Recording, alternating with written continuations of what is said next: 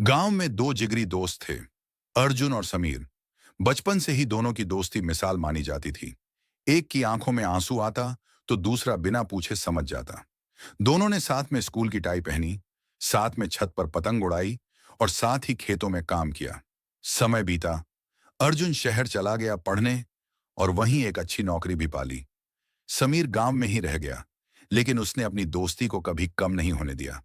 अर्जुन हर महीने पैसे भेजता, कहता, भाई, तू मेरी माँ जैसा है, गांव का ख्याल रखना। एक दिन अर्जुन गांव लौटा। उसकी जेब में पैसे थे, पर आंखों में नया घमंड। शहर की हवा ने उसे बदल दिया था। समीर दौड़ता हुआ आया। भाई, तू आ गया, अर्जुन ने हंसते हुए कहा। अब तू मुझे सर बुला, अर्जुन नहीं। समीर को ठेस पहुंची, पर वो चुप रहा। कुछ महीनों बाद अर्जुन ने गांव में जमीन खरीदने की सोची।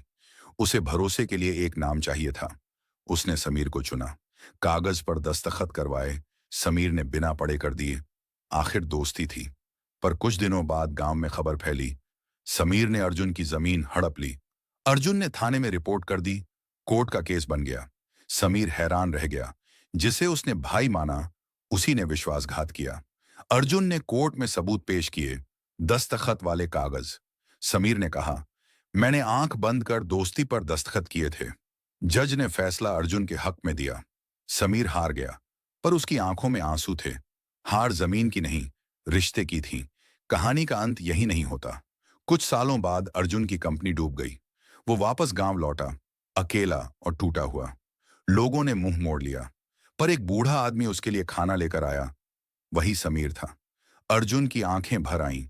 मैंने तुझ पर शक किया, तू फिर भी। समीर ने मुस्कुराकर कहा, काई भाग की दोस्ती थी अर्जुन। तू गिरेगा तो मैं ही उठाऊंगा। यही मेरी जीत है। अर्जुन अब गांव में ही रहने लगा था। उसका घमंड टूट चुका था और अब उसे असली रिश्तों की अहमियत समझ आने लगी थी। जो कुछ बचा था वो समीर की बदौलत था। खाना, छत और सबसे बढ़कर एक टूटा हुआ दोस्ताना रिश्ता। एक दिन अर्जुन खेत में समीर के साथ बैठा था।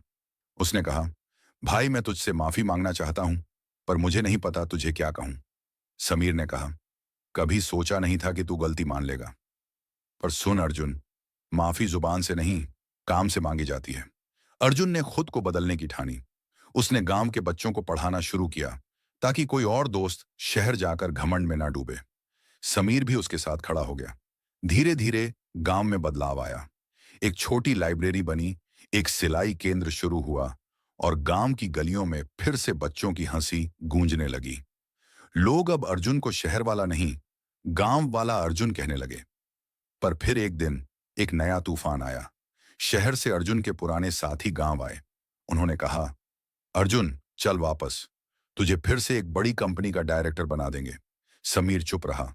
अर्जुन ने सोचा, एक और दोस्त जिसने सब कुछ देकर भी मुझसे कुछ नहीं मांगा, और दूसरी ओर वही दुनिया जिसने मुझे झूठा सम्मान दिया।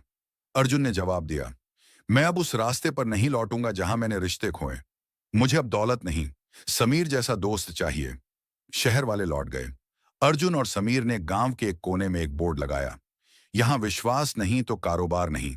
और यहीं से एक नई शुरुआत हुई, जहां दोस्ती का बोझ नहीं, विश्वास का सम्मान था। जहां दौलत नहीं, दिलों की कमाई थी। और जहां काई भाग की दोस्ती ने दो जिंदगियों को फिर से जोड़ दिया। अर्जुन और समीर की दोस्ती अब पूरे गांव की पहचान बन चुकी थी। जिस रिश्ते में कभी शक और शिकवा आया था, अब वो दूसरों के लिए सीख बन गया था। गांव की गलियों में बच्चों की किताबें थीं और बुजुर्गों के चेहरों पर मुस्कान। अर्जुन और समीर ने मिलकर गांव में एक संस्था बनाई, सच्चे रिश्ते फाउंडेशन, जिसका मकसद था टूटे रिश्तों को जोड़ना और विश्वास को फिर से जिंदा करना। एक दिन पास के शहर से पत्रकारों की टीम आई। उन्होंने पूछा, आप दोनों ने इतनी बड़ी गलतफहमी के बाद फिर साथ कैसे हो गए? समीर मुस्कुराया और कहा, काई भाग की दोस्ती थी, तूफान में हिली जरूर, पर टूटी नहीं। अर्जुन ने आगे कहा, हमने सीखा कि दोस्ती में माफ करना ताकत है और भरोसा ही असली पूंजी है। उनकी कहानी अखबारों में छपी, सोशल मीडिया पर वायरल हुई। कई लोग अपने पुराने दोस्तों से माफी मांगने लगे। टूटे रिश्ते फिर से जुड़ने लगे। कुछ महीने बाद राज्य सरकार ने गांव को आदर्श गांव घोषित कर दिया। वजह सिर्फ विकास नहीं थी, वजह थी वह भावना जो यहाँ के लोगों में थी, भरोसे की, दोस्ती की, एकता की। अर्जुन और समीर ने गांव के स्कूल के बाहर एक बोर्ड लगवाया जिस पर लिखा था, अगर दोस्ती में खटास आ भी जाए तो याद रखना, वक्त गुजर जाता है पर रिश्तों की मिठास वापस लाई जा सकती है। बस थोड़ा धैर्य, थोड़ा माफ करना और थोड़ा काई भाग जैसा विश्वास चाहिए। अगर ये कहानी प्रशांत आई हो तो लाइक करे। जय माता दी।